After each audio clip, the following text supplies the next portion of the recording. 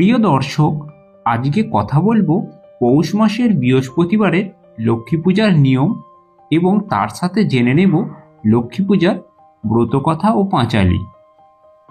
এই পৌষ মাসেই নতুন ধান ওঠে, আর প্রতি ঘরে ঘরেই এই ধানের সাথে মা লক্ষ্মীর আগমন ঘটে থাকে।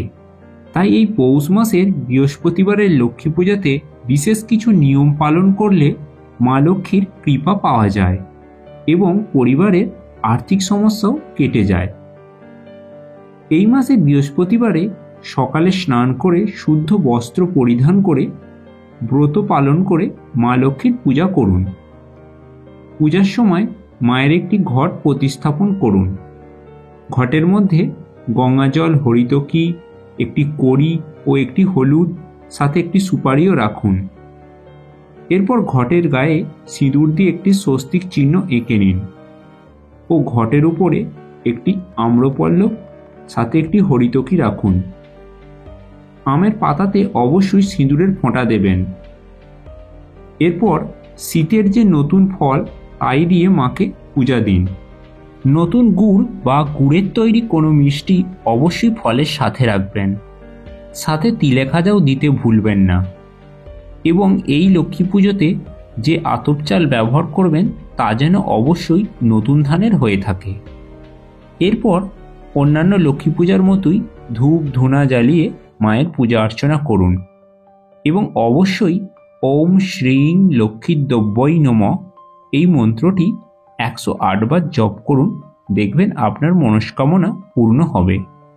পূজা সম্পূর্ণ করার পরে মা লক্ষ্মীর এই পাঁচালীটি অবশ্যই শুনুন। এক পুত্র দুই কন্যা লইয়া ব্রাহ্মণী, বিধবা হইয়া কাঁদে দিবস যামিনী। অনাহারে অর্থাহারে দিন কেটে যায়, কন্যা দুটি ধীরে ধীরে ক্রমে বড় হয়। মার কষ্ট দেখি মেয়ে বলে মায়েরে, চলো না মা যাব সবে মামাদের ঘরে। ভাতৃগৃহে আসে মাতা শিশুপুত্র লয়ে, বলে ভাজ ঠাকুরজি মনে কি ভাবিয়ে। বড় কষ্ট করিয়াছি ছেলে মেয়ে নিয়ে, এ দুর্দিনে দাও কিছু দরিদ্র বলিয়ে। যদি তুমি দয়া করে দাদারে নিকটে, দিতে মোরে বলো কিছু দারুণ সংকটে। ভাজতারে বলে আর কি বলিব আমি, নীতি নীতি কাজগুলো করে দাও তুমি। খুঁত কুড়ো যা জুটিবে লয়ে যেও ঘরে, বিপাকে ব্রাহ্মণী পরে সেই মতো করে। কাজ সারি একদিন বলে বউ দিদি, গোটা কত লাউ পাতা দাও দিয়ে রাঁধি। ভাজ বলে ঢোলা ঢোলা লাউয়ের পাতা, তোমার ভাইয়েরে তা যে আছে গোনা গাথা।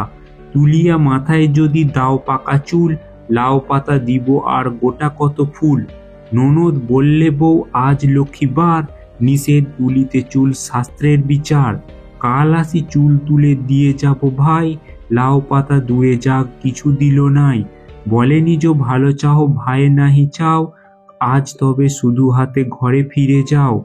বড় দুঃখে চলে পথ বিধবা ব্রাহ্মণী, বলে মোরে দয়া কর লক্ষ্মী ঠাকুরানী। পথে মাঝে দেখে এক মৃত সর্প পড়ে, মন দুঃখে আনে তাহা রাধিবার তরে।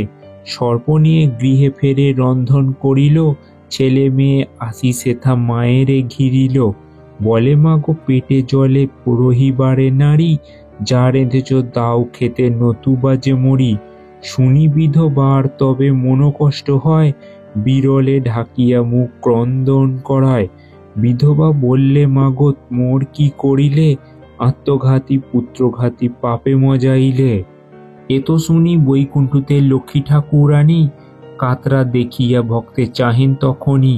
কৃপা দৃষ্টি করে তবে হাঁড়ির উপর, সর্পসিদ্ধ রূপ হয় স্বর্ণের আকার। স্বর্ণ দেখি ব্রাহ্মণীর আনন্দ হইল, কিঞ্চিৎ কাটিয়া তাহা বেচিয়া আসিল।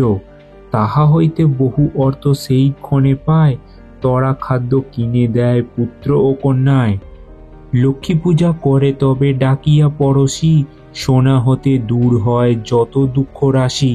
ধনধান্যে পূর্ণগৃহ হয় অতঃপরে, ছেলে মেয়েরে বিয়ে দিয়ে ঘর আলো করে। শুনিয়া ঐশ্বর্য কথা ভাতৃবধূ তার, নিমন্ত্রণ করিয়া পাঠায় বারে বার। কন্যা পুত্র বধূ সবে নিমন্ত্রণে যায়, 50 ব্যঞ্জন দিয়া অন্ন শেষ সাজায়। গাত্র অলঙ্কার খুলি ভোজনে বসিয়া, তাহাদের লক্ষ্য করি কহে সম্বোধিয়া। নিমন্ত্রণ হইল যে তোমার কল্যাণে, লাউ পাতাটাও হায় জোটে না সেখানে। ব্রাহ্মণীর ভাজ বলে তোমার বৌঝি, আমারে দেখিয়া ও কি বলে ঠাকুরজি। ব্রাহ্মণী বললে তবে নিমন্ত্রণ কার, দরিদ্র ছিলাম বলে ভাব সে ব্যবহার। খুদ কুঁড়ো দাওনি তো দুটো লাউ পাতা, মন দুঃখে বলে ওরা সেই সব কথা। মিল হলো ভাই বোনের সুখের সময়, পৌষ মাসে লক্ষ্মী পূজা এবে সাঙ্গ হয়। অধ লক্ষ্মী পুজোর পাঁচালী এখানেই সমাপ্ত হইল। তো প্রিয় দর্শক, আজকের ভিডিওটা যদি আপনাদের ভালো লেগে থাকে অবশ্যই লাইক শেয়ার কমেন্ট করবেন, আর যদি চ্যানেলে নতুন হয়ে থাকেন তো চ্যানেলটি অবশ্যই সাবস্ক্রাইব করে নিন।